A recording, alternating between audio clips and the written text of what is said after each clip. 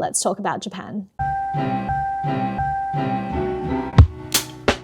The most common thing I hear from people who've been to Japan for the first time is that they're already planning their next trip on their way back. This February marks my 10th trip back as a tourist.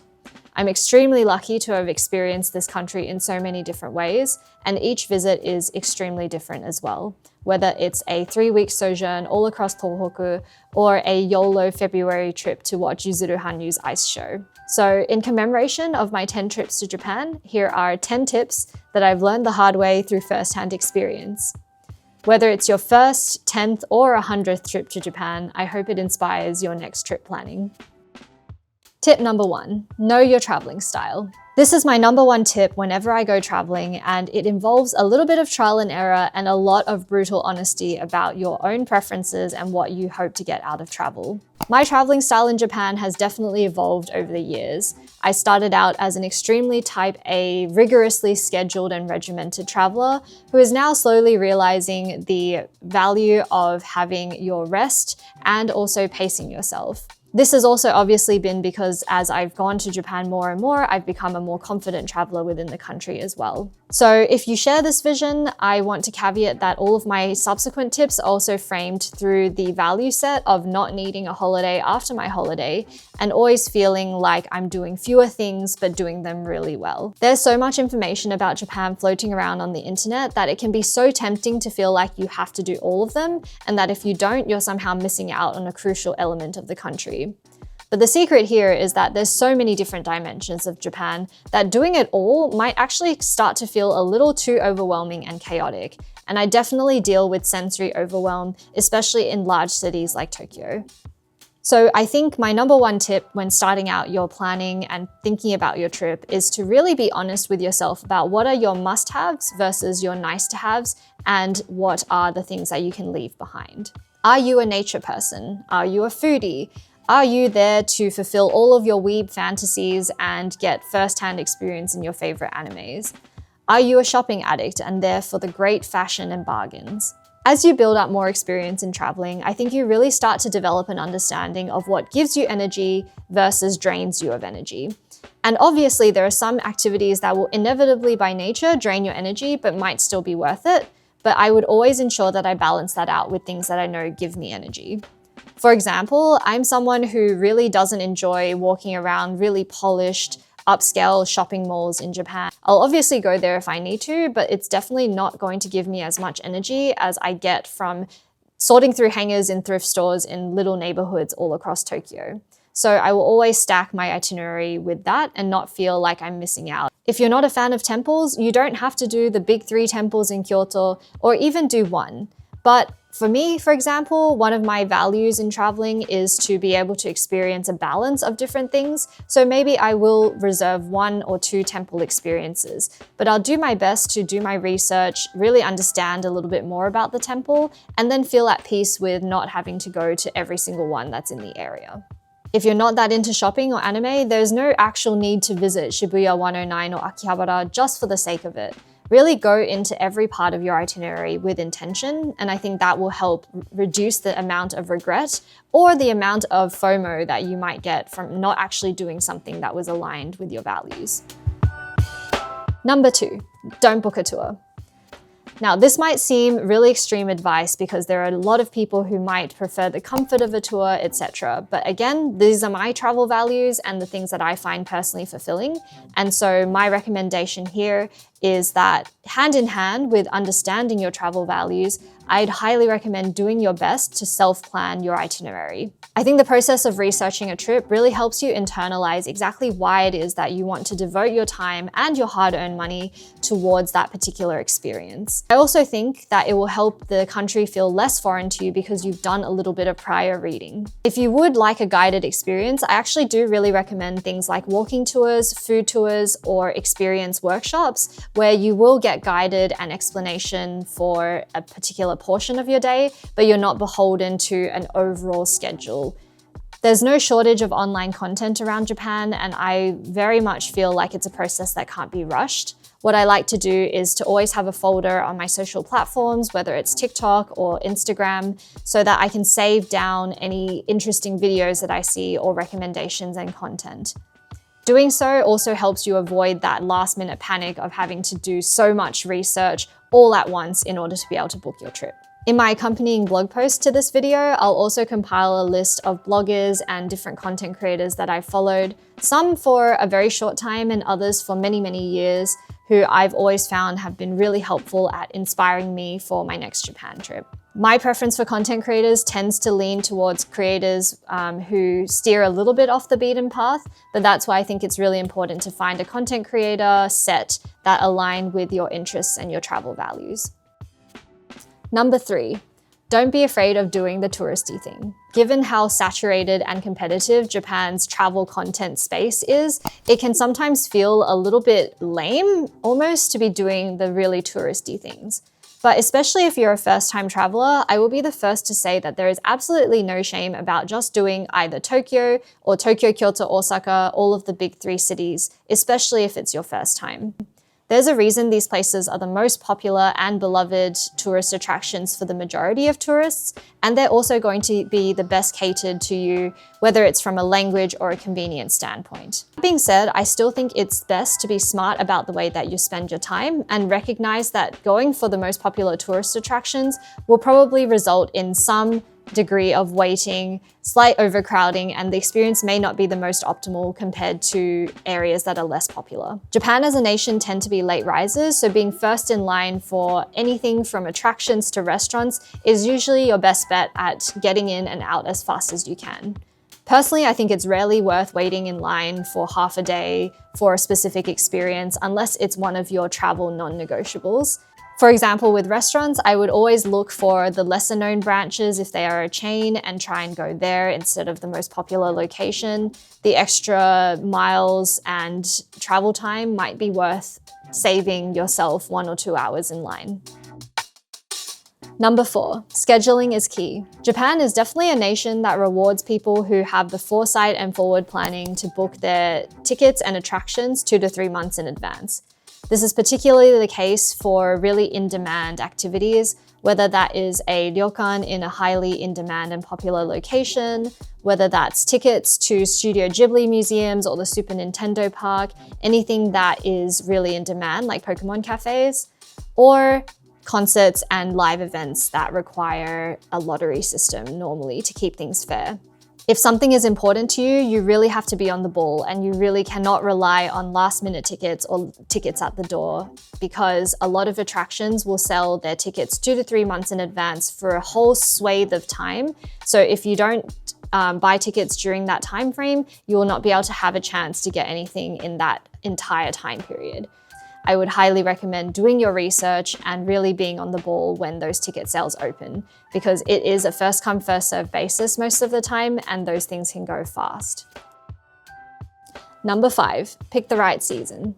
In my 10 times to Japan, I have yet to brave the heat and sweltering humidity of Japanese summer, and I don't think I intend to, even though I'm sure at some point I will go just to have the complete experience.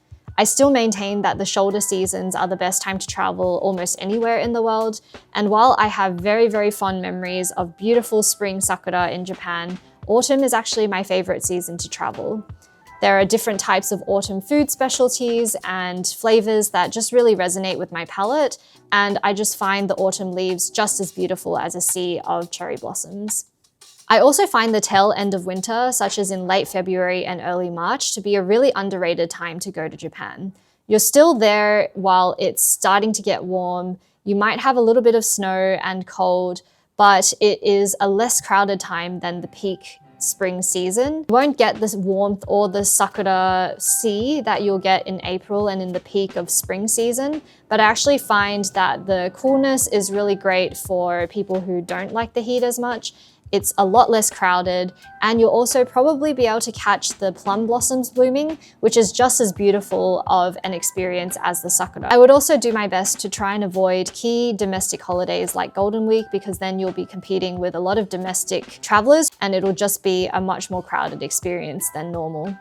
That being said, if you go remote enough, I actually had a really great time during Golden Week in 2023 up in Goshogawara in northern Tohoku, so your mileage may vary. Number 6, lean into the local specialties.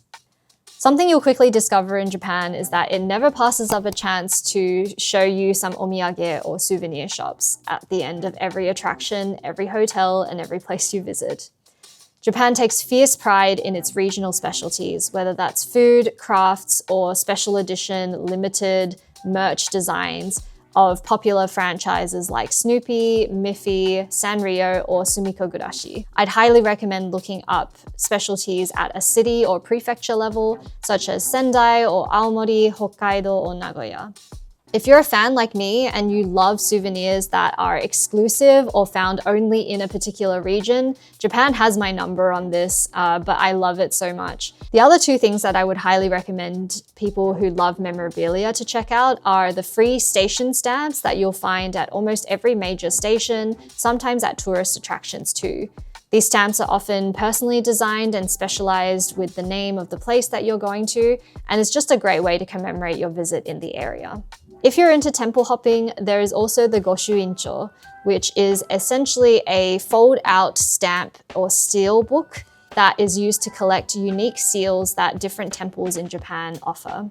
If you're lucky, the temple workers will even personally handwrite parts of the Goshuin, and you can put that all in the book and fold it out to see all of the temples that you visited. Number 7. The JR Pass is not everything. Explore your transport options. The JR Pass is probably the most well-known pass in Japan, but is rarely the most useful or valuable, especially if you're only planning to go to a couple of cities, and especially after the recent price hikes.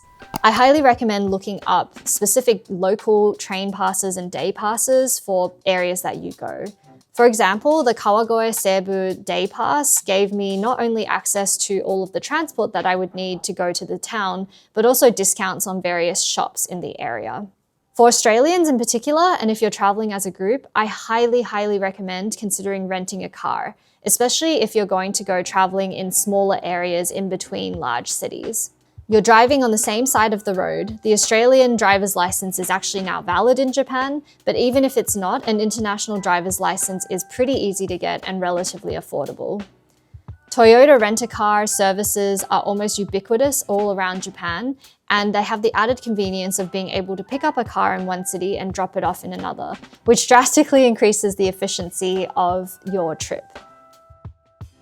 Number 8, central accommodation. While I would probably never try to stay in Shibuya centrally because the hotel prices there are absolutely ridiculous, I've never regretted going a little bit further along the Yamanote line and shelling out a little bit extra to stay within walking distance of those key stations, whether that's Shinjuku, Ikebukuro, Shin-Okubo, or Otsuka. What I tend to find in Tokyo that people don't really talk about is that transferring between lines and going from one to another tends to take quite a bit of time, and the costs stack up more than you realize. For that reason, I always think it's a great idea to try and plan your activities in one general area and to not be afraid of potentially walking between one attraction to the other rather than taking the train. I find that that often gives you your needed steps. It also allows you to discover things along the way, and Tokyo is generally a pretty safe area to walk around in for those reasons. Kyoto, weirdly, is also much bigger than you think, and a walk across one single block can often take more than 30 minutes. So that's something that you should be on the lookout for. Number 9. Pack lightly and bring an extra suitcase. I think this is pretty ubiquitous advice for a lot of people who've created content about Japan travel, but I've personally never regretted bringing an extra suitcase or packing lightly. It is a little inconvenient when it comes to going up and down train stations, especially if you have a lot of weight in your luggage, but that's why I would recommend packing lightly, and also looking into luggage forwarding if that is a thing. Every time I thought I didn't need to, I've ended up bringing home an extra suitcase from Japan, so don't underestimate the amount that you might be interested in buying, and you definitely don't want to be trying to scrimp and save on luggage space and figuring out what to sacrifice. Tip number 10, splash out on a ryokan. If you were to ask me what my number 1 quintessential only in Japan experience would be, it would definitely be the full ryokan, onsen, and kaiseki experience stay. For people who come from countries where public bathing is not really a thing, I understand that it can be quite confronting.